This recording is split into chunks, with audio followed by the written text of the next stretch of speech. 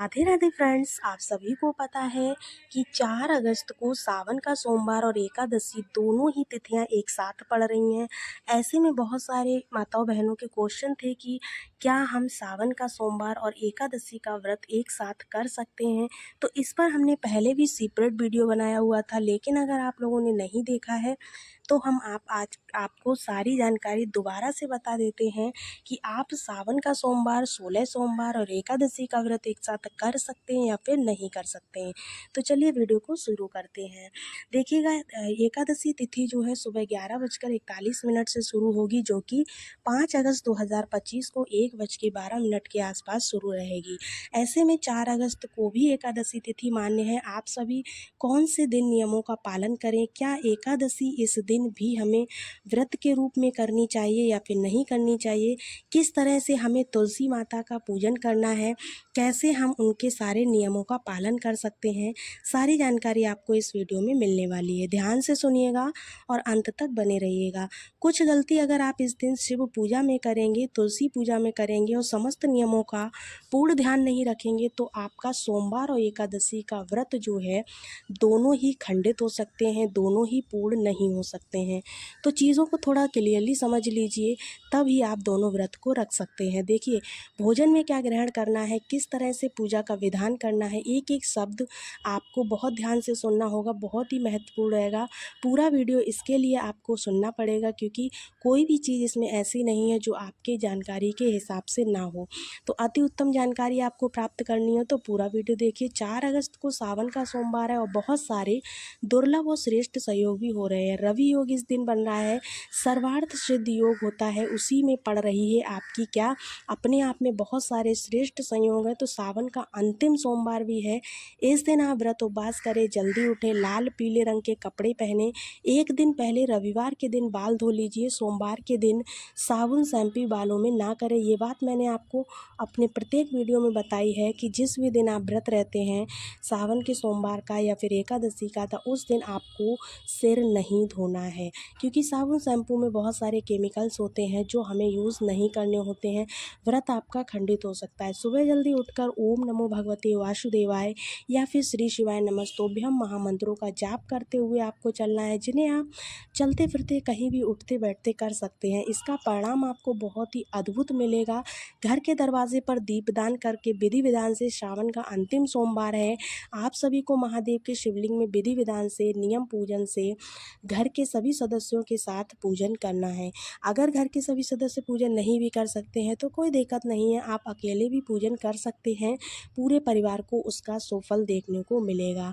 श्री नारायण की साथ साथ में पूजा करना है, क्योंकि उस दिन एकादशी भी है। व्रत उद्यापन कैसे, कब, किस स्वरूप में करना है, इसका वीडियो पहले ही चैनल पर अपलोड कर दिया है। पूरी विधि मैंने नियम से आपको बताई है। आपसे अनुरोध है उस पूजा को विधान के अनुसार ही आप देखिएगा, ताकि आपका सावन का व्रत पूर्ण हो। आप सभी को इस दिन महादेव श्री नारायण की विशेष पूजा अर्चना करनी चाहिए, परंतु ध्यान रहे एकादशी तिथि शुरू हो रही है सुबह के 11:41 से। तो दोस्तों, अगर ऐसे में अगर आप इस दिन चावल जो है पूर्ण रूप से इसका आपको त्याग करना होगा। भले ही आप सभी एकादशी व्रत करें या ना करें, एकादशी तिथि जब से मान्य है और एकादशी समापन जब तक है, आपको चावल को स्पर्श नहीं करना चाहिए, भले ही वह शिव पूजा हो या फिर नारायण की पूजा हो।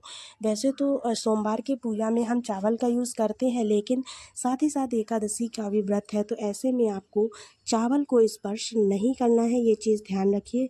भले ही आप एकादशी व्रत रहते हो या नहीं रहते हो, उससे कोई मतलब नहीं है, लेकिन आप जब से एकादशी तिथि लग जाती है तो आपको चावल यूज़ नहीं करना है।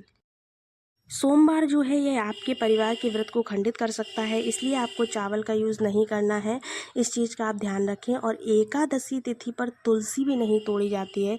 सुबह 11 बजे सोमवार को तुलसी एकादशी शुरू हो जाएगी, तो 11 बजे से तो आप सभी उससे पहले श्री नारायण की पूजा के लिए तुलसी तोड़ कर रख लीजिए। आप तुलसी को नहीं तोड़ेंगे, इस बात का आपको ध्यान रखना है। इससे श्री नारायण अप्रसन्न होते हैं और महादेव भी अप्रसन्न होते हैं, क्योंकि नारायण और महादेव दोनों को ही तुलसी नहीं तोड़ तोड़नी है उस दिन, ठीक है ना। अब क्या करना है, वैसे भी किसी व्रत उपवास के दिन तुलसी नहीं तोड़नी चाहिए, बेलपत्र भी नहीं तोड़नी चाहिए। ये चीज़ आपको मैंने कई सारे वीडियोज़ में बताई है कि जिस दिन आप व्रत रहते हैं उस दिन आप बेलपत्र नहीं तोड़ सकते। ठीक उसी तरह से जिस दिन आप एकादशी का व्रत रखते हैं उस दिन आप तुलसी माँ को भी नहीं तोड़ सकते हैं। इस चीज़ का ध्यान रखिए। ये दोनों तुलसी और बेलपत्र होती है, कभी बासी नहीं होती है, कई बार प्रयोग में ली जा सकती हैं।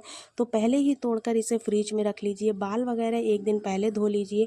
तुलसी और बेलपत्र आपको नहीं तोड़नी है। तुलसी में जब से जो है एकादशी लग जाए और समापन तक आपको जल भी नहीं चढ़ाना है, इस बात को आपको ध्यान में रखना है। वैसे भी बरसात का समय है, नियम मानने में कोई दोष नहीं है। अगर आप नियम मानते हैं तो बहुत सुंदर होता है इसका परिणाम। तुलसी में जल तो समर्पित करते हैं बहुत सारे लोग। ऐसी स्थिति में एकादशी शुरू होने से, जैसे 4 तारीख को एकादशी शुरू है तो दोपहर में 11 बजे से तो सुबह सुबह आप जल चढ़ा लीजिए, लेकिन इसके बाद आप जल नहीं चढ़ा सकते हैं। कहने का मतलब है 11 बजे के बाद से आप जल मत चढ़ाइएगा, ठीक है ना। जो पूज्य गुरुदेव हैं उन्होंने कहा है, अगर आप इन नियमों का पालन करते तो नियम बहुत ही बढ़िया है, पालन करने में कोई दोष नहीं है। ऐसे में तुलसी नहीं तोड़नी है, तुलसी में जल नहीं चढ़ाना है, सिर्फ तुलसी में आपको दीपक लगाना है। इस बात का आप ध्यान रखिएगा। साथ के साथ आप वहाँ बैठकर भगवान का नाम जाप कर सकते हैं। इसके साथ ही चावल का प्रयोग आपको नहीं करना है। उसके स्थान पर आप तिल, गेहूँ, अन्य कोई भी अनाज या कोई भी सामग्री ले सकते हो। अब आप शिव पूजा कर रहे हैं तो नारायण की पूजा भी आप जरूर से कर लीजिए, तभी श्रेष्ठ स्वरूप में आपको फल मिलता है। इस दिन आप विशेष पूजा नियम के तहत महादेव का जितना संभव हो अर्चन करें। एक जो है चौकी में महादेव के शिवलिंग पर इस दिन पंचामृत, दूध, दही, घी, शक्कर, शहद जरूर चढ़ाएं। भोजन संबंधी नियमों की बात करूं तो जल्दी उठकर आप महादेव को पंचामृत से अभिषेक करा दें। पार्थिव शिवलिंग का पूजन अगर कर सकते हैं तो पार्थिव शिवलिंग का पूजन ज़रूर से कीजिएगा।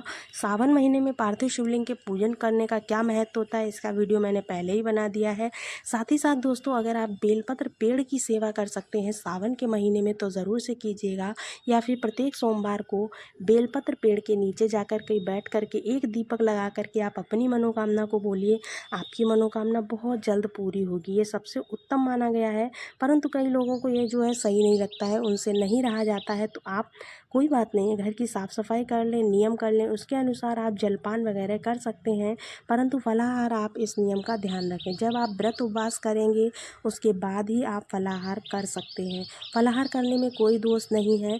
जब आप सभी सावन सोमवार का सिर्फ सावन के सोमवार की तारीख का व्रत किया जाता है, 5 तारीख को जो है एकादशी रहेगी, क्योंकि आप कहेंगे कि जो है एकादशी तो 4 तारीख को भी है, तो क्या हम 4 तारीख को भी व्रत कर सकते हैं? तो शास्त्रों में लिखा गया है, दशमी युक्त एकादशी, अर्थात जो 4 तारीख की एकादशी है वह दशमी से युक्त एकादशी है।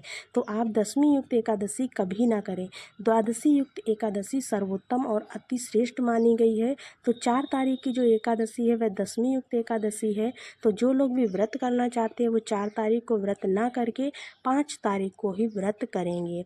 तो एकादशी व्रत करने का नियम होता है, उसके तहत अगर आप जो नियम है उनका पालन करेंगे, तो जैसे चावल वगैरह मैंने आपको बताया है उनका आपको ध्यान रखना है, परंतु जो व्रत किया जाएगा वह मंगलवार को किया जाएगा। पुत्रदा एकादशी का है, जो 4 तारीख की एकादशी है वह दशमी युक्त एकादशी है, जो कि अशुभ मानी जाती है, श्रेष्ठ नहीं मानी जाती है। द्वादशी युक्त एकादशी अगर गृहस्थ जन करते हैं तो यही हमारे व्रत उपवास को सफल करने वाली एकादशी होती है। तो आप बिल्कुल भी चिंता ना करें, बिल्कुल भी ऐसी टेंशन ना लें, क्योंकि आप जो एकादशी का व्रत करेंगे वो 4 को नहीं बल्कि 5 को करेंगे, लेकिन नियमों का पालन आपको 4 तारीख से ही करना है। इसके साथ साथ दोस्तों, ऐसा नहीं है जो 4 तारीख की एकादशी है वह सूर्य मुख को देखते हुए नहीं है। जो 5 तारीख की एकादशी है वो पुत्रदायक एकादशी, वह सूर्य मुख को देखते हुए, भले ही वह 12 बजे तक ही है, परंतु जो द्वादशी युक्त एकादशी है और साथ के साथ सूर्य मुख को देखते हुए एकादशी है वह 5 तारीख को है, यानी 5 अगस्त 2025 की मंगलवार की है। द्वादशी युक्त एकादशी सर्वोत्तम फल देने वाली होती है। इसे दामोदर द्वादशी युक्त एकादशी या फिर द्विपुष्कर योग युक्त एकादशी भी कहा जाता है। अब बात कर लेते हैं दोनों व्रत एक साथ करने की। तो दोस्तों, पुत्रदा एकादशी का भी व्रत आप करेंगे, सावन सोमवार व्रत भी करेंगे। रात्रि का जो है मीठा खाकर भोजन कर लिया जाता है। कई भक्तजन सोमवार व्रत में फलाहार करते हैं, कई भक्तजन मीठा खाकर भोजन कर लेते हैं। आपकी इच्छा के अनुसार है। अगर आप दोनों व्रत करना चाहते हैं तो ध्यान रखना है आपको कि ऐसे में आप अन्न का सेवन नहीं कर सकते। वैसे भी सावन के सोमवार में अन्न का सेवन नहीं किया जाता है। तो आपको जो भोजन है वो एकादशी के हिसाब से करना है, क्योंकि एकादशी में आप फलाहार लेते हैं तो आपको फलाहार ही लेना है। बस आपको इतना ही ध्यान रखना है।